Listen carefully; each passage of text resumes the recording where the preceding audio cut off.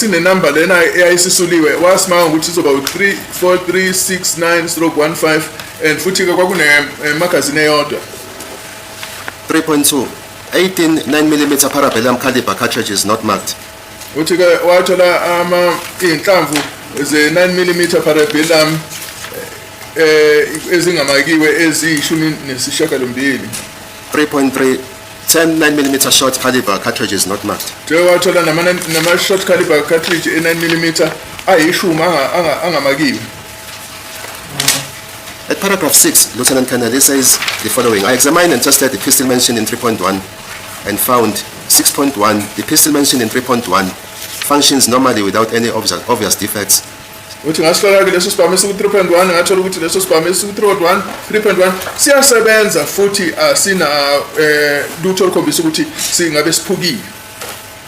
6.2 ammunition used for test purposes were marked as 369TC1 and 369TC2 on the cartridge cases, and 369TB1 and 369TB2 on the bullets were fired in the pistol mentioned in 3.1. Uthi ke inhlamvu ezasetshenziswa ke ukuhlola ngazo zabakwa ukuthi 369TC1 no 369TC2 kusho ukuthi kumagobolondo futhi ke waba 369TB1 no 369TB2 kusho ukuthi inhlamvu ke lezi ezadutshulwa ilesi sibhamu ekukhulunywa ngaso ku-3.1. At paragraph 10.2, he states the following: on the 18th of February 2015, the tests mentioned in 6.2 were sealed in an evidence bag with number PA 500-155-1419 and filed in the case file with lab 34369/15. Uthi ke ngomhla 18 February 2015 lama test la khulunywa ngawo ku-6.2 afakwa avelisiselwa esikhwameni esu PA 500-155-1419 and ke ayeseke efilwa ke kule case le lab 34369/15.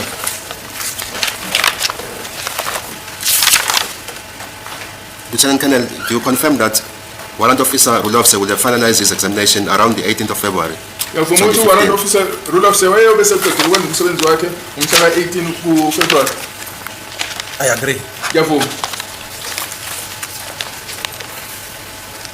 There is another letter, Lieutenant Colonel, which was drafted by the local criminal record center. Kona incwadi ebhalwa local criminal record center.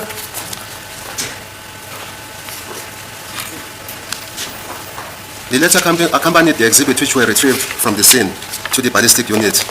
Jonge le ncwadi ke ephelezela ke ama-exhibit atholakale endaweni yesigameko eya ku-ballistic unit. The letter was handed to court as Exhibit X5 of the record. Fakwe le ncwadi exhibit X5 la enkantolo.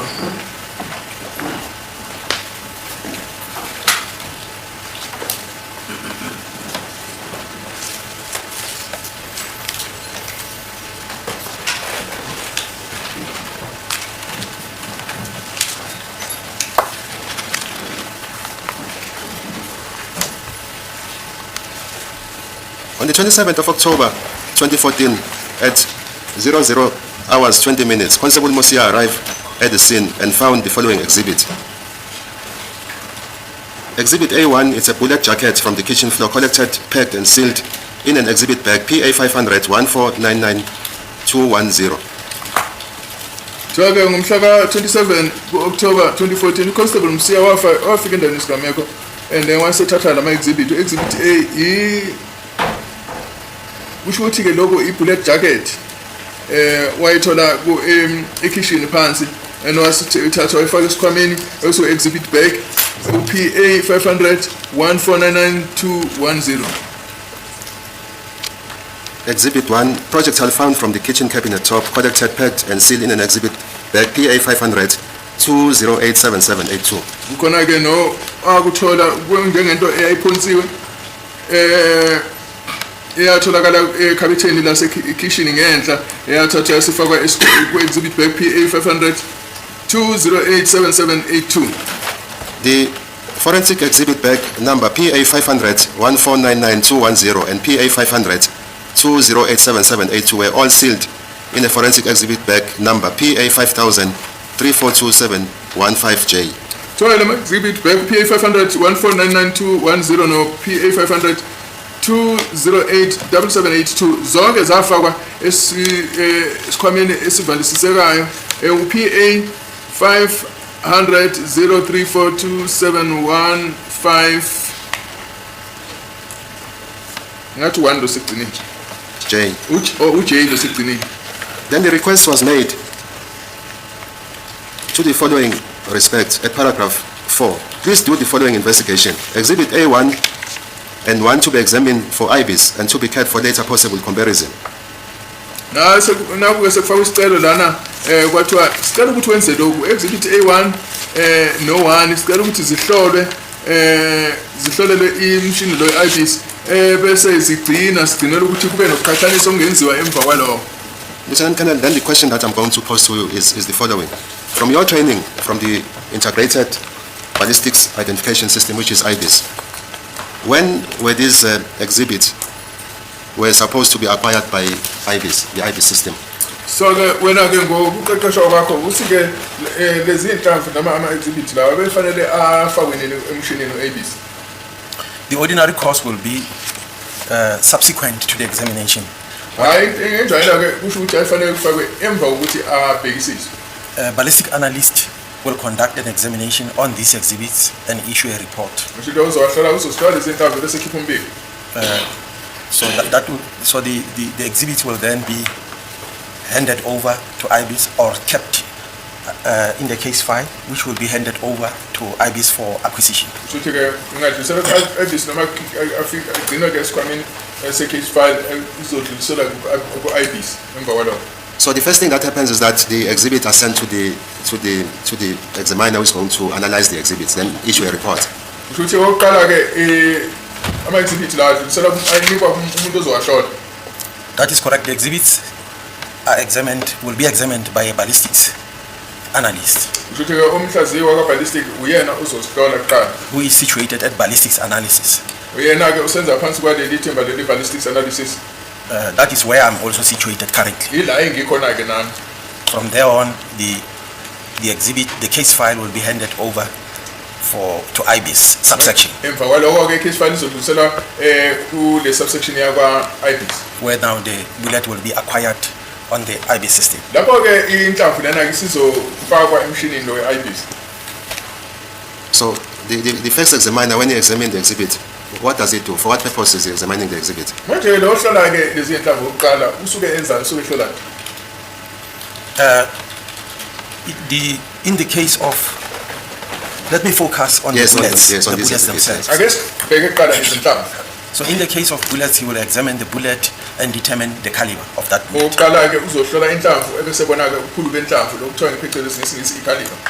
And he will issue a report stating the caliber of the bullet. Uzokhipha ke umbiko ochaza ke ukuthi yini i-caliber yaleyo nhlamvu. But over and above that, he will examine the bullet to see if it is suitable for IBIS acquisition. Manje ukuthi siyabheka ukuthi ingadubuleka yini lenhlamvu leyo ukuthi ikwazi ukufakwa emshinini we-IBIS. If it is damaged or has excessive slippage,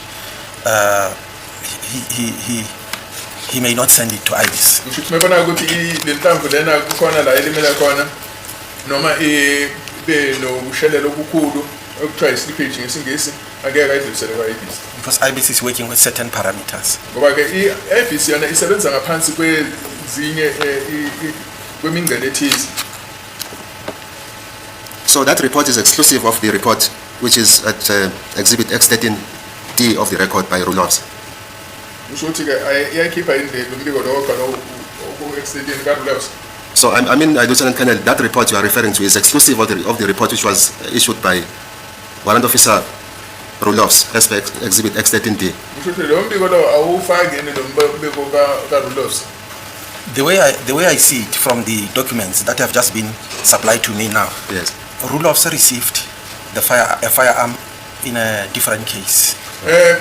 Ngendlela engibona ngayo la uRulovs yena wathola isibhamu esihambelana nelinye icala. So his examination will be based on the mandate from that particular case. Kusho ukuthi ukuhlola kwakhe ke kuzoholwa ukuthi yena wayecela ukuthi enzeni kule linye So he will issue a report separate from the one of this case. kusho ukuthi uzokhipha umbiko owehlukile kulo mbiko waleli cala. So in respect of the exhibits, that is Exhibit A1 and Exhibit 1, which are documented in the Exhibit X5 of the record, you are saying that the exhibit are sent to the examiner who is going to examine the caliber of the bullet and further examine whether it is suitable for IBIS and thereafter issue a report. Manje njengokuthi-ke lapha kule zinkomba ekuthiwa A1 no-1 lezingaphansi kwa-X5 ukuthi wena zizothathwa ziyohlola bese ziyadutshulwa bese kuyahlola ukuthi ikhalibha yakhona iyini. That is correct. The examiner will receive the bullet, examine it, and issue a report. Yebo umhloli uzothatha le sisibhamu lenhlamvu ayihlole ebese-ke ekhipha umbiko. But what I must also emphasize is that if there is a firearm received under the same case, Manje kufanele ngigcizele ukuthi uma kukhona isibhamu esingaphansi kwalelo cala naso the same case in which the bullet was received, kusho ukuthi leli cala leli lenhlamvu leyo yatholakala ngalo, it will be compulsory for the examiner to compare that bullet with the test of the firearm that was received before. kuzomphoqa-ke lo umhloli lona ukuthi ahlole leyo nhlamvu leyo Because- ney'nhlamvu-ke eziyitest eziphuma kulesi sibhamu, Because both of them will have been received under the same case reference. ngoba zombili lezi zinto zizobe zitholekale ngaphansi kwecala elilodwa. So in the case of this bullet, the examiner will examine it, issue a report. Manje kulokho-ke umhloli uzohlola inhlamvu ebese ekhipha umbiko. Subsequent to that, he will hand the case file to IBIS.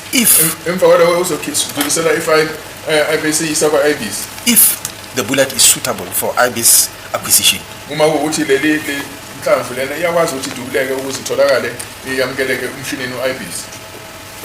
Lieutenant Colonel, having regard to the contents of the letter, Exhibit X5 of the record, when will that process would have been done? That is the examination of the bullets and the sending of the bullets to IBIS. Manje masibuka lo mbiko lo X5 lokho konke kuyobe kwenziwe nini ukuthi kube nokunikezelwa kule mshini lo we-IBIS. Having regard further to the fact that the ballistic unit received the letter, Exhibit X5 of the record, only on the 30th of October 2014. And sibheke futhi nokuthi lesi sicelo salethwa ngomhla ka-30 which month is it? October 2014. Ngomhla 30 October 2014. yeah, I cannot give an exact period, but what must happen is that immediately when the examination process has been concluded, and the case file, which include the report, has been reviewed by the reviewer. When that process has been concluded, the case file can now be submitted to IBIS for the specimen to be acquired. Futhi emva kokuthi-ke inhlamvu lena ihlole nokuthi-ke kube nobukezayo umsebenzi wenziwe umhloli wokuqala, emva kwalokho le case iyadlulisela-ke ku-IBIS ukuze le nhlamvu le ifakwe ngaphansi komshini we-IBIS.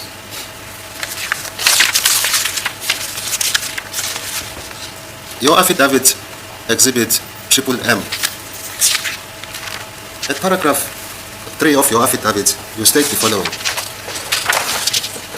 On the 23rd of July 2020, during the performance of my official duties, I conducted a microscopic verification of fired bullets examined by Lieutenant Colonel C. Mangena under Phosphorus case 636 of 10/2014, open bracket lab 217267/2014, close bracket, as required by the ballistics standard operating procedures and protocols.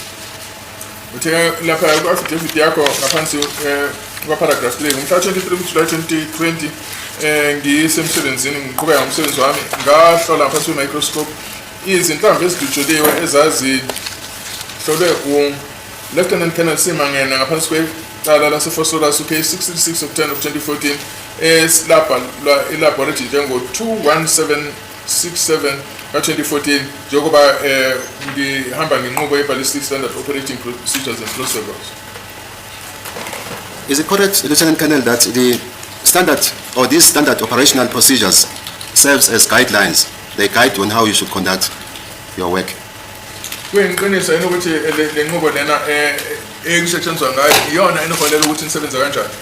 That is correct, my lord. Yebo kunjalo. And these guidelines, Lieutenant Colonel, would include the exhibits and the processing of exhibits, the administration and identification and giving of a report. Kusho ukuthi lokhu kuzohambelana nokuphathwa kwama-exhibit nokusetshenziswa kwama-exhibit nokubhaliswa kwama-exhibit wonke nokukhishwa kwemibiko. That is correct, my lord. Yebo kunjalo. On the issue of the IBIS system, for instance, we have narrated that when the exhibit are sent to the ballistic unit, for instance, in this case, a bullet, the examiner will do examination on the caliber of the bullet and thereafter and issue a report. Thereafter, the bullets will be sent to IBIS to be acquired by IBIS. That is governed by the standard operation procedures. Ngisho ukuthi le nqubo lena futhi ke igcizelela ukuthi sithola ngale nje ukuthi umhloli ufanele athathe inhlamvu ahlole ukuthi yini caliber leyo nhlamvu ukuthi ubukhulu benhlamvu emva kwalokho bese idlulisela emshinini u-IBIS ayifaka kona. That is correct, my lord. Yebo kunjalo.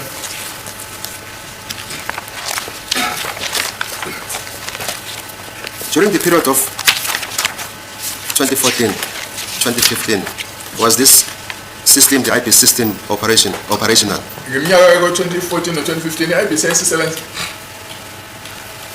I cannot recall, my lord, because there was a time where the operation of the system was suspended for a very long time. Angisakhumbuli ngoba ukusebenza kwalo mshini lo kwake kwamiswa isikhathi eside.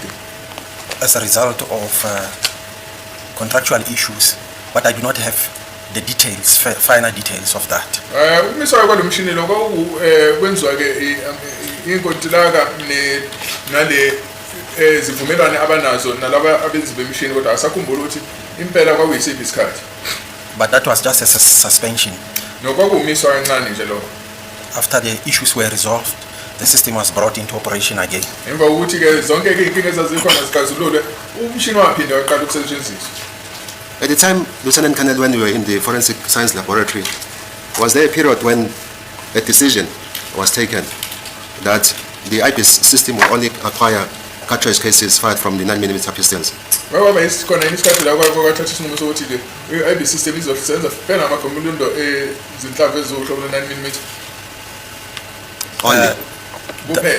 As I've already indicated that I report to ballistics case analysis, not to IBIS. Njengoba bese ngichazile-ke mina la ngingaphansi kwe-ballistic analysis, hhayi ngaphansi kwe-IBIS. But what I can say is that in practice, the bullets which are acquired are from revolvers, rifles, and all bullets from the sea.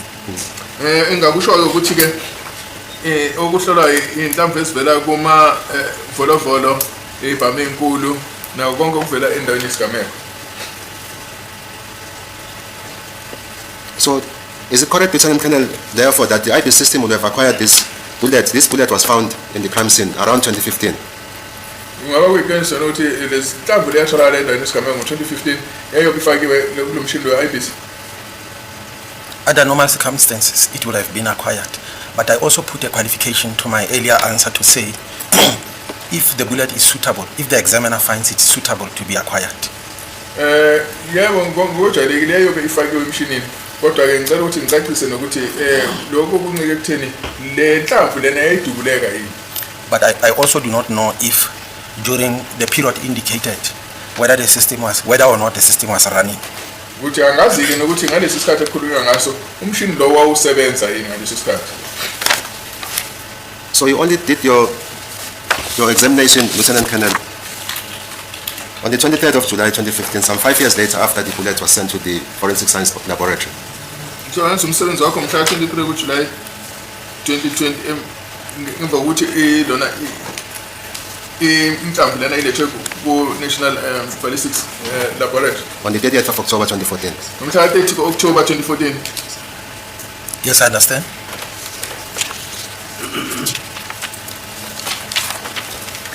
I just want to get more information, Lieutenant Colonel. There's another exhibit. It's exhibit LL4 of the record.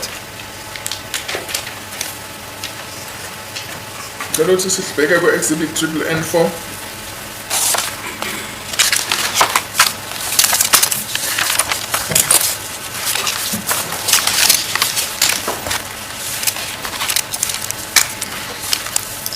I must state, Lieutenant Colonel, before you proceed to the report, that we are not finished as a defense with the report that you referred to, the report on the caliber of the bullets, as well as the reports on the IBIS system of the bullet.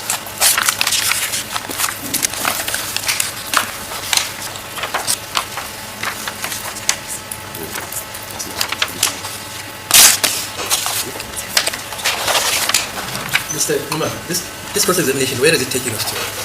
On the IB system.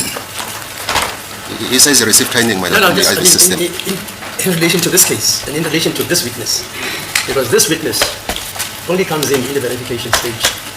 The evidence you want to elicit from him, you should have elicited it from a rule officer. I did, my lord. So you're again repeating it with this witness. Yes, to all witnesses, as part of my cross-examination.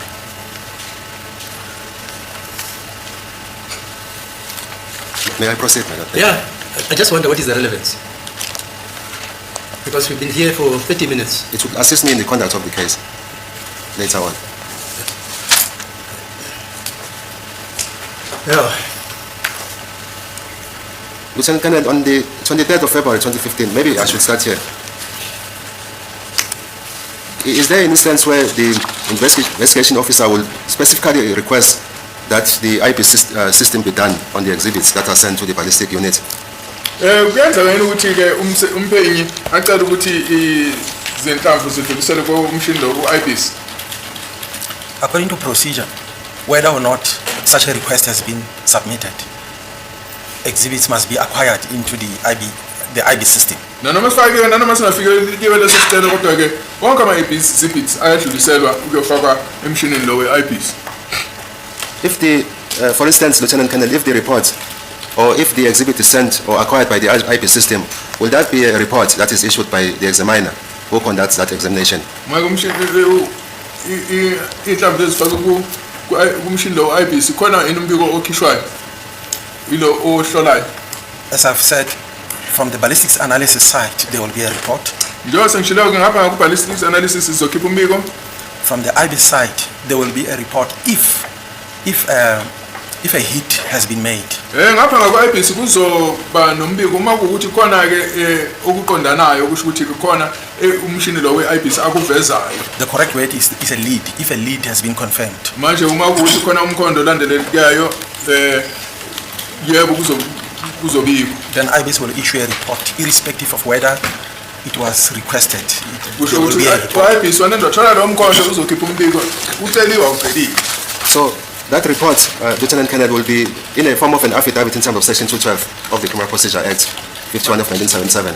Manje-ke lo mbiko lona uzobe ungaphansi kwe-Criminal Procedure Act. The IBIS report will also be in terms of Section 212 of CPA. Umbiko we-IBIS uzobe ungaphansi ka-Section 212. Lastly, Lieutenant Colonel, do you have a copy of the standard operational procedures? Manje uphethe ikhasi eliphethe inqubo ejwayelekile. As I'm standing, I do not have the standing operating procedures because they are voluminous. Yo la ngikhona angiliphethe ngoba iwumqulu omkhulu. There are several examination types at ballistics. Khona indlela inhlobo zokuhlola ezikhona lapha ngaphansi kwa ballistic. So those documents are in big numbers, so that is why I don't have them. Lama document lawa imiqulu emkhulu yikho ke ngingawazanga kuyiletha. Thank you, my lord. I have no further cross-examination. Thank you. Okay. Mr. Barawi, what time is it now? It's 8 minutes after 11. No? 8. Yes, 8. Okay, you can make it 1:30.